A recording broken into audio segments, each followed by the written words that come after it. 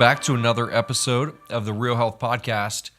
Our aim is to add as much value as we can in a short, condensed period of time. Listen, I know there's podcasts out there that are an hour, 2 hours long, health content, and they're great, but we try to do it in under 20 minutes. We give you the nuts and bolts of what it takes to actually start moving the needle in your health care journey.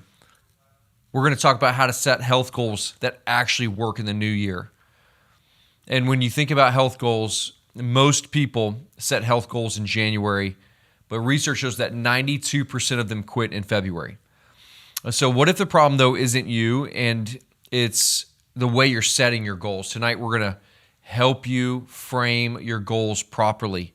And we're going to show you exactly how to set your health goals that actually rewire your brain, shift your biology, and increase your success rate based on what research shows.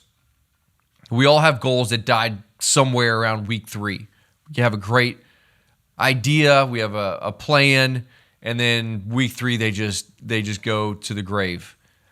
By the end of today's episode, you'll know exactly the science-based strategy that we teach patients in our clinic every day, the same system that top performers use to create sustained change. This is going to be around health, but you can apply these principles to any area of your growth plan. So why do goals matter? There's 3 research points I want to establish first. Goals change brain chemistry. When you set a clearly defined goal, your brain releases dopamine. And it's not just when you achieve it, it's when you start making progress towards it. It's like these tiny wins matter because they trigger the motivation cycle. You need to have wins in your life, not the big win. These tiny wins, they stack over time. Research insight number 2, people who write goals down are 42% more likely to achieve them. You have to write them down. Writing creates neural encoding. It's like encoding script within your brain, and there's more buy-in and there's more clarity.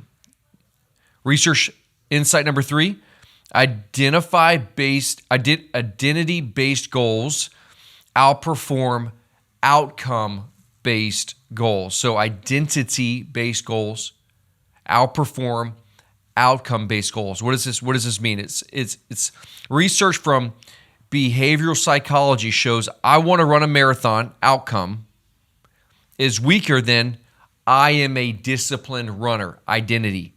Identity is stronger than outcome. Identity goals engage a part of the brain called the prefrontal cortex and create durable habits. So here's the reality. Your health changes when your identity changes. Let me say that again. Your health changes when your identity changes. The goal isn't to lose 20 pounds. That is a weak goal. It's to become the kind of person who acts like they're healthy. When your identity is, I'm healthy, you're going to lose 20 pounds. But when your goal is just in a number, you're going to gain and you're going to lose like a yo-yo. So, the real reason most health goals fail, number 1, the goals are too big, too vague, and disconnected from like reality. The example is, hey, my goal is to get healthy, right? So that's meaningless at an actual like behavioral level. It's too vague. Problem number 2, goals lack emotional resonance, right? So you have to have a deeper rooted why. Research from self-determination theory, intrinsic motivation is greater than extrinsic. So it's got to be rooted deep in the soul. I want to look good isn't going to last. Like I want to look good in front of the mirror isn't good enough. But I want to be alive to watch my kids graduate. Like that's a goal that you can emotionally tie into. And number 3, there's no feedback loop. The brain, it needs reward. The brain needs reward, dopamine. It needs reward and correction. Weekly check-ins are critical to accomplishing your goals. The more you check in on your goals, the more likely you are to accomplish them. If your goal doesn't change your calendar, it won't change your life. So let's get into the 4-step goal setting system that actually works. This is what I use in my life to create lasting change. So we're going to get into this first step. So step 1, define the identity first. Who do you want to become in 2025? What is, just pause and reflect on who do you want to become in 2025? So examples would be, I'm a person who fuels my body with real food. That's identity. I'm a person who's fueling my body with real food. I'm an athlete who trains consistently. Most of the time it would feel weird if you call yourself an athlete. We call our patients athletes all the time because we want their identity to be rooted as an athlete, because we are all athletes. And when we call some of our patients athletes, they laugh. Like, I'm not an athlete. You are an athlete. If you're putting in work, training, you're an athlete. Here's another identity example. I am the kind of person who I prioritize my sleep. That's identity-based conversation and statement. And the reason why this works is because identity shapes behavior. It's way stronger than willpower. So we have to start adopting a new identity of who we are and framing that out and start speaking that out of, this is who I am, will help you accomplish your goals, okay? So I just want to, here's an action step in the step 1. Here's your action step. I want to invite you to pause and say it out loud. Or who do you want to become in 2025? Step 2, I want you to choose 2 to 3 keystone health habits. Okay? Keystone or foundational health habits these are like pillars that you can build health on. Let's give you some examples. So these are keystone health habits, okay? You're going to choose 2 to 3 of them. Sleep, that's a keystone health habit. It improves everything. If you're not sleeping, you're not healing. Strength training. People who are stronger live longer. So keystone health habit, I strength train 3 times a week. Another keystone health habit, I'm a protein forward eater, right? So you're prioritizing protein. Another keystone health habit, I get 10,000 steps a day. Another keystone health habit, intermittent fasting. It's just your nutrition plan, intermittent fasting windows, okay? And habits that provide immediate feedback have a higher adherence. So which one's going to provide immediate feedback for you, right? Pick one that will make the biggest difference if you nail it in 90 days. So for some, it may be, hey, I get a minimum of, what's your non-negotiable? I get a minimum of 7 hours of sleep every night, okay? Maybe your sleep's disrupted, so how do we frame that even better? I am in bed no later. This was my standard this year. I'm in bed no later than the 9 o'clock hour. So it could be 9:01 or it could be 9:59, but there has to be a 9 as the first digit, and I'm in bed. And I'm up in the 4 o'clock hour. It could be 4:05 or it could be 4:58, but I'm up in the 4 o'clock hour. Those were my non-negotiables this year. So that guarantees me at least 7 hours of sleep every night in bed. So what health habit, keystone health habit, will move the needle quickest in 90 days? I eat real food every day. That means you eat nothing that is man-made.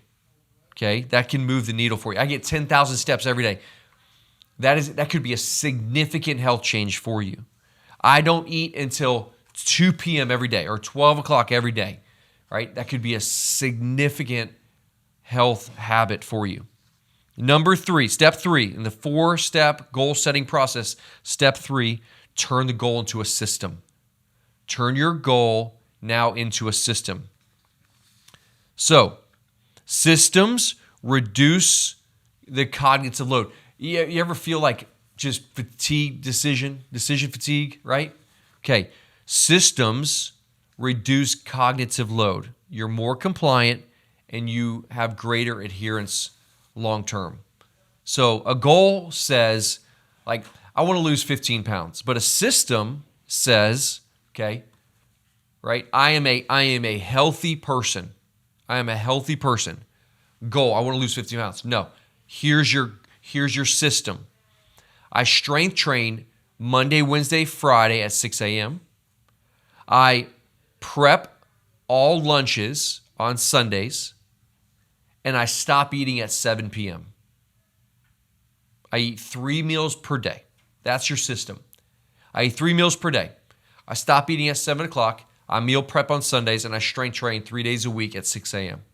You've now created a system that if you adhere to, you're gonna lose 15 pounds.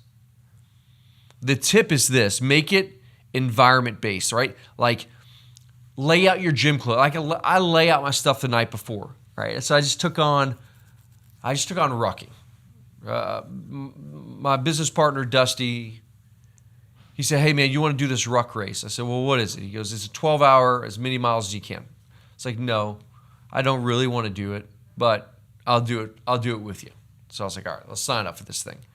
So what are my non-negotiables? My non-negotiables is that I ruck Monday mornings at 5 a.m. I ruck Mondays, I ruck Wednesdays, I ruck, and then a long ruck on Saturdays, okay? So that's my non-negotiable. I have to do at least an hour, so 5 a.m. to 6 a.m., Monday, Wednesdays, and then a long one, at least 90 minutes or more on Saturday, okay?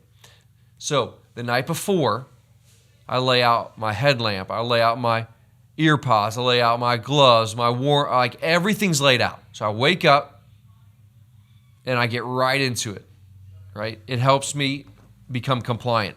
So lay it out, right? Make it easy on yourself.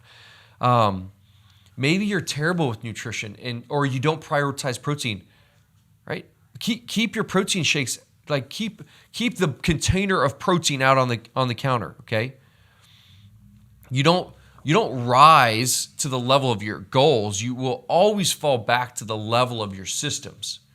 And so your systems are what I like to call your non-negotiables. These systems will like worst case scenario, when all hell's breaking loose in your life, you'll fall back to your level of training or your systems. All right, now step 4 in the 4-step goal setting process, install a weekly accountability check. Now, this may be a human, right? Or it may be some other form of accountability. But here's a simple 3-question check-in. Okay, this can be a journal entry at the end of the week. Number 1, what went well this week? Number 2, where did I fall short? Number 3, what's one adjustment for next week? You're not striving for perfection. You're striving for improvement, right? Great book's called Atomic Habits. I'd encourage all listeners to read it if you haven't. But a 3-question check-in. What went well this week? Where did I fall short? What's one adjustment for next week? Self-monitoring increases goal achievement by up to 95%. Again, we're talking about systems here, okay? Non-emotional systems. The system sets you up for success. You're going to fail. Make a correction. Improve the system. What are the common pitfalls? And how do we avoid them? All right, here's some rapid fire, high value section here, okay? First, don't chase 10 goals. Pick 1 to 3 max, okay? So you're not trying to do 10 different things. Pick 1 at minimum, 3 at max that you're compliant and consistent with, okay? Number 2, don't rely on motivation. Build systems. There are days where you will not. I didn't want to go ruck this morning, but everything was laid out. My alarm was set. I accomplished the task. Don't wait for perfect circumstances. All right? Don't wait for like X day in January to start doing whatever goal you're doing. Start now.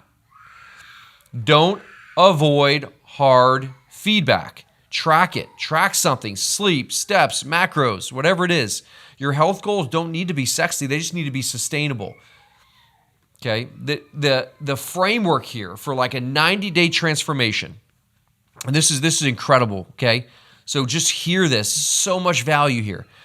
90-day transformation framework. Set the identity, pick one habit, follow a 12-week block, reassess, repeat. 90 days is plenty of time to rewire the brain and establish a new pattern, okay? So set the identity, pick a habit, follow a 12-week block, reassess, repeat. Now, we've developed a non-negotiable, right? You strength train 3 times a week. I am strong. I am a strong person. You strength train 3 times a week, 6 a.m., Monday, Wednesday, Friday. It's what you've done. No matter what. You've done it 3 times a week. The system's established. 90 days. It's on autopilot. What's next? All right, maybe it's nutrition. Maybe it's sleep. Maybe it's hydration, right? Maybe it's getting adjusted, right? Maybe it's starting under chiropractic care. Whatever it is, set the next goal, okay? I'd rather you crush one goal than moderately adhere to 5. So tonight, write down your identity statement and one keystone habit that you're going to start January 1st, put it somewhere, and you'll see it every day, okay? Consistency beats intensity. Small wins create big transformations. Let's start getting some wins, guys. All right. We're so excited in the new year. Just keep it on your radar. But in January, we're going to be hosting another workshop at the Real Health Co. West, where we're going to be talking about fasting and dieting, how to do it well and how to succeed. Make sure you look at our Instagram and to learn more. Hey, if this episode's been valuable for you, it would bless us that you share it with the people, friends, and family around. Thanks for listening to another episode of the Real Health Podcast. Our passion is to add value to your healthcare journey. Anything that we do, we want to do it within a community to help as many people as possible. Thanks for listening to episodes of the Real Health Podcast. If you could subscribe, and you can share, it would help our mission to reach as many people with real health that produces real results for real people.